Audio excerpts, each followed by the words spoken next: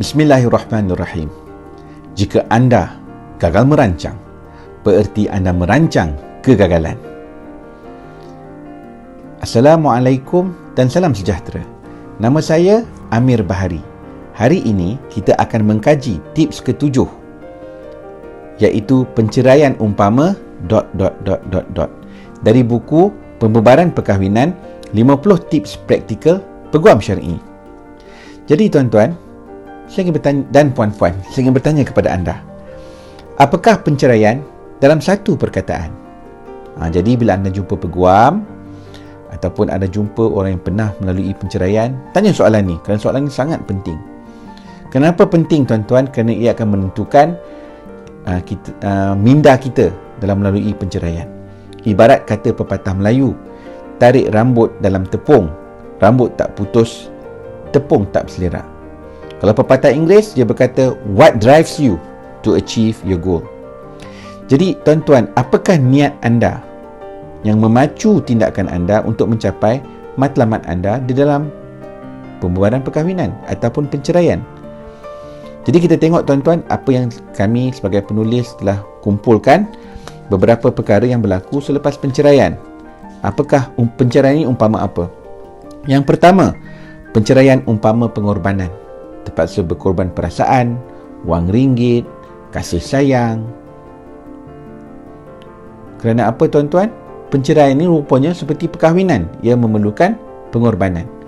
Yang kedua, penceraian umpama sembelih lembu ketika korban. Kenapa tuan-tuan? Sebab orang kata kalau nak cerai betul-betul. No U-turn. Dan penuh dengan taktik kejutan. Setengah orang fikir macam tu. Yang ketiga, penceraian ni umpama takdir. Rukun ke-6, rukun iman, percaya kepada qada dan qadar. Kalau inilah ketentuan Allah, aku terima dengan redha dan berlapang dada. Rezeki Allah, insya-Allah, tak pernah salah alamat. Yang keempat, penceraian ni umpama nuklear. Ni bahaya tuan-tuan. Orang yang berfikir kira berpatah arang, nak memalik lumpur semua orang. Penceraian umpama nuklear. Maksudnya, biar jadi padang jarak, padang terkukur. Engkau melalak, aku yang berdengkur. Maksudnya tuan-tuan apa? Menyusahkan orang. Ni kita tak mahu tuan-tuan. Setengah orang kata alang-alang menyeluk perkasam, biar sampai ke pangkal lengan. Ni bahaya. Seterusnya, penceraian ni umpama cermin. Jadi apa yang kita beri, itu yang kita dapat. Jadi dalam perkahwinan tuan-tuan, seperti dalam penceraian, seperti dalam perkahwinan tuan-tuan, buat baik dibalas baik, buat jahat dibalas jahat. Ada ubi, ada batas, ada hari saya balas. Oleh itu tuan-tuan, kita doakan yang terbaik, kita bagi yang baik-baik. Kita negotiate, kita berunding secara baik, secara berhemah, secara ihsan. Seterusnya, penceraian ni umpama kereta. Kereta? Kenapa pula?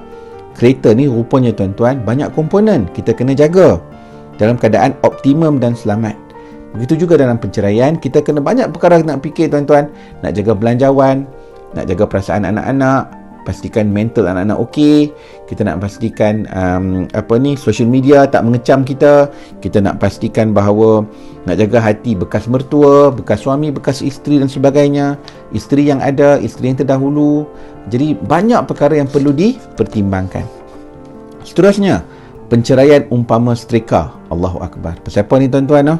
Sebab apa yang kedut tu bila disetrika dia akan jadi lentik dan cantik. Ini bermaksud perkara-perkara yang kusut ketika dalam perkahwinan kita betulkan dalam penceraian. Contohnya, katalah dalam perkahwinan suami tak bagi nafkah anak. Lepas berlaku penceraian, maka suami difardukan oleh mahkamah untuk membayar nafkah anak. So jadi suami kena buatlah perkara tu nak diperbetulkan. Seterusnya, penceraian umpama roller coaster. Roller coaster tuan-tuan dan puan-puan, turun naik kita tak tahu apa yang berlaku. Yang kita tahu, ketika naik roller coaster ni kita rasa seram dan takut. Kena menjerit, kita bersorak. Begitu juga dengan penceraian tuan-tuan.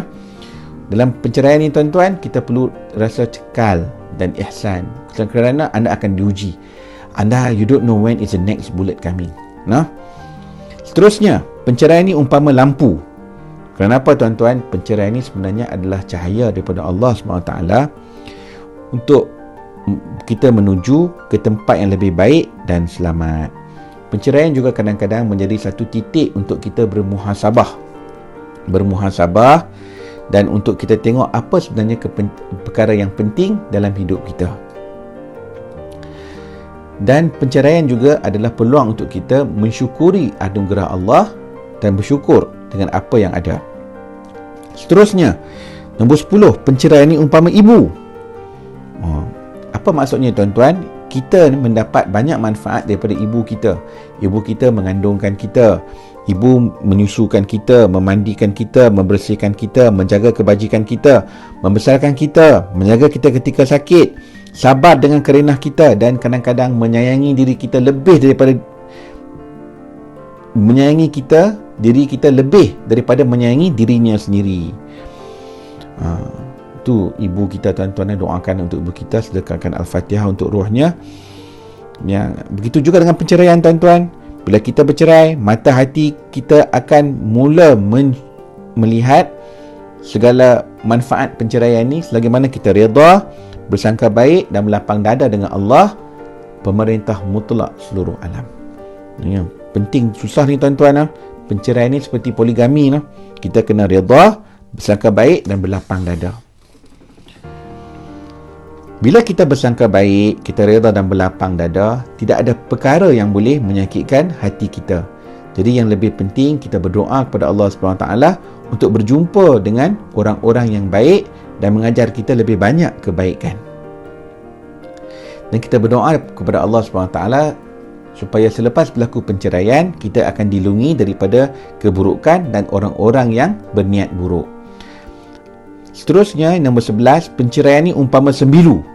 Umpama ibarat seseorang yang ditusuk sembilu, amat pedih, biarpun salah satu pasangan tak mahu bercerai. Ni seorang penulis kita telah tulis begini, tuan-tuan. Kadang-kadang dalam perkahwinan poligami, isteri yang senior akan suruh suami menceraikan isteri yang junior, atau isteri yang junior suruh suami menceraikan madu yang lain. Jadi cikgu nak berpesan, kalau kita runtuhkan masjid orang, insya-Allah Allah Ta'ala akan runtuhkan masjid kita. Kalau kita berbuat baik, kita dapat yang baik.